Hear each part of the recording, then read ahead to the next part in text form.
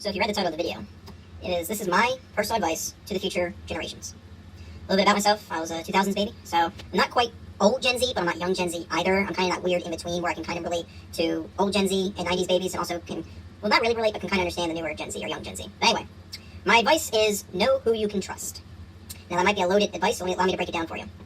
There will be friends in life who you think are your day ones. In other words, people who you think that you can trust no matter what. You know, they're there with you through the lows of lows and highs of highs. And you think, you can trust them with anything.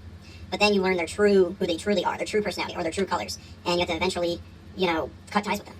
I don't mind sharing this little story. I had a friend since middle school. Now, I'm not going to say their name due to, safety, security, whatever. But anyway, we would always hang out on, the weekends. If he was hungry, we would go grab food, like McDonald's or something, and I would pay for him. Not even ask, hey, man, can you chip in a few bucks? No, never. And I didn't really start asking him to do that until I knew the boy actually worked and had a stable income. I even paid for his Uber, so he can come hang out with me. Didn't ask for that money back. Didn't care. And then eventually, later on, he starts kind of acting different, stops treating me with respect, and then eventually, to tell you the truth, I had to cut ties with him. It stinks because I knew the man for a while, but I was just like, I'm not going to waste my energy being friends with you anymore if you're not going to treat me with the same respect I would treat you with. So I just blocked him, but I removed him as a friend on all the platforms we shared. So again, know who you can trust, because there's going to be people out there that are like snakes who you trust a lot, and all it takes is one time for them to turn your back on you. It sucks, but it's better to learn that lesson than to keep on trusting them, and then they're just going to take advantage of you, because you never want to. Your best friend would not take advantage of you. That's just somebody that's using you.